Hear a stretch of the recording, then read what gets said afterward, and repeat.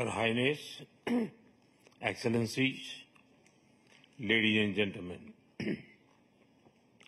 16वें BRICS summit के शानदार आयोजन के लिए मैं राष्ट्रपति पुतिन को हार्दिक बधाई देता हूं और ब्रिक्स से जुड़े नए साथियों का भी एक बार फिर से हार्दिक स्वागत करता हूं।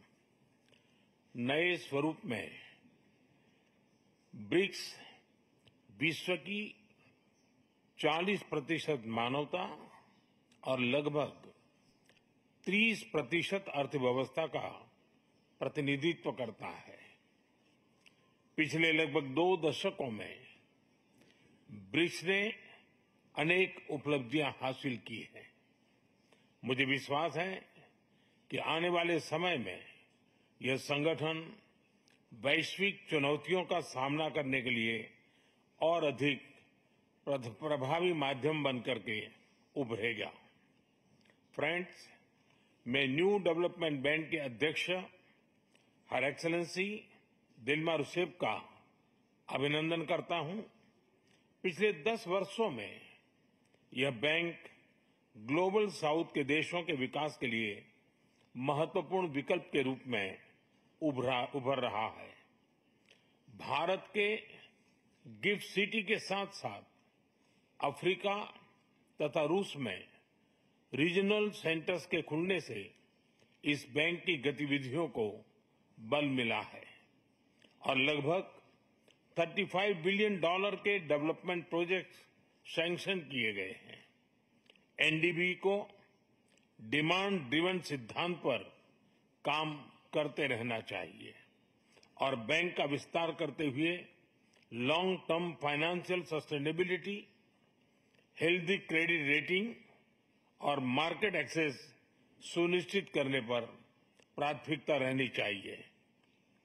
फ्रेंड्स, नए स्वरूप में ब्रिक्स $30 ट्रिलियन से भी ज्यादा बड़ी इकोनॉमी है। हमारे आर्थिक सहयोग को बढ़ाने में ब्रिक्स बिजनेस काउंसिल और ब्रिक्स विमेन बिजनेस अलायंस की विशेष भूमिका रही है। इस वर्ष ब्रिक्स के अंदर WTO reforms, trade facilitation in agriculture, resilient supply chains, e commerce और स्पेशल इकोनॉमिक जोन को लेकर जो सहमति बनी है, उससे हमारे आर्थिक सहयोग को बल मिलेगा। इन सब पहलों के बीच हमें स्मॉल और मीडियम स्केल इंडस्ट्री के हितों पर भी फोकस करना चाहिए। मुझे खुशी है कि 2021 में भारत की अध्यक्षता के दौरान प्रस्तावित ब्रिक्स स्टार्टअप फोरम इस वर्ष लॉन्च किया जाएगा। भारत द्वारा दिया गया रेलवे रिसर्च नेटवर्क का इनिशिएटिव भी ब्रिक्स देशों के बीच लॉजिस्टिक्स और सप्लाई चेन कनेक्टिविटी बढ़ाने में अहम भूमिका निभा रहा है। इस साल ब्रिक्स देशों में यूनिडो के साथ मिलकर इंडस्ट्री 4.0 के लिए स्किल्ड वर्कफोर्स तैयार करने पर बनी सहमति बहुत ही महत्वपूर्ण है।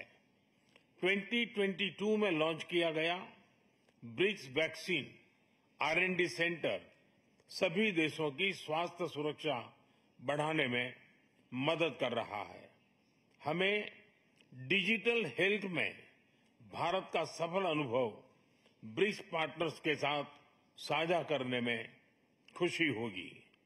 फ्रेंड्स, क्लाइमेट चेंज हमारी साझी प्राथमिकता का विषय रहा है। रूस की अध्यक्षता में BRICS open carbon market partnership के लिए बनी सहमति का स्वागत करता है। भारत में भी green growth, climate resilient infrastructure और ग्रीन ट्रांजिशन पर विशेष रूप से बल दिया जा रहा है। International solar alliance, coalition for disaster resilient infrastructure, mission life यानी लाइफस्टाइल फॉर एनवायरमेंट, एक पेड़ मां के नाम जैसे इनिशिएटिव लिए गए हैं। पिछले वर्ष COP28 के दौरान हमने ग्रीन क्रेडिट जैसे महत्वपूर्ण पहल की शुरुआत की। मैं ब्रिक्स पार्टनर्स को इन इनिशिएटिव से जुड़ने के लिए आमंत्रित करता हूं।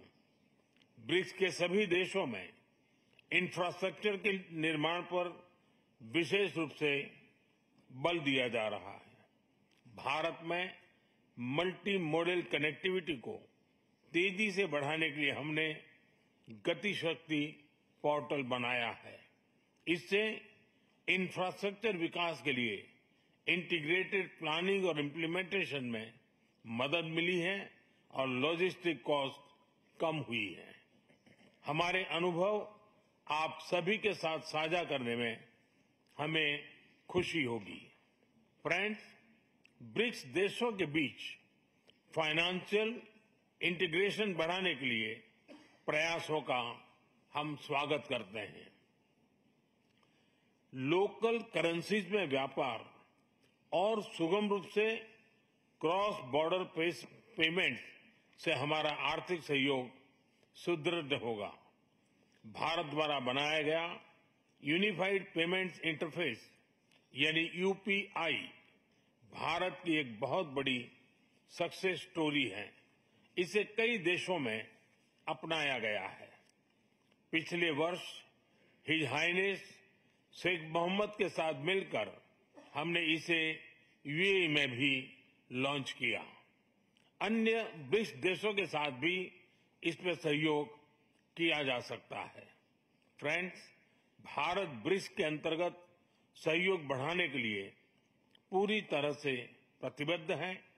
हमारी विविधता और मल्टीपोलरिटी में हमारा दृढ़ विश्वास हमारी ताकत है। हमारी यही ताकत और मानवता में साझा विश्वास हमारी भावी पीढ़ी के समृद्ध और सशक्त भविष्य को सार्थक रूप देने में सहयोग होगा। आज की बहुत ही महत्वपूर्ण एवं उपयोगी चर्चाओं के लिए मैं सभी का आभार व्यक्त करता हूं। ब्रिक्स के अगले अध्यक्ष के रूप में मैं राष्ट्रपति लूला को हार्दिक शुभकामनाएं देता हूं। भारत आपकी ब्रिक्स अध्यक्षता की सफलता के लिए अपना पूरा सहयोग देगा। एक बार फिर राष्ट्रपति पुतिन और सभी लीडर्स का बहुत बहुत धन्यवाद।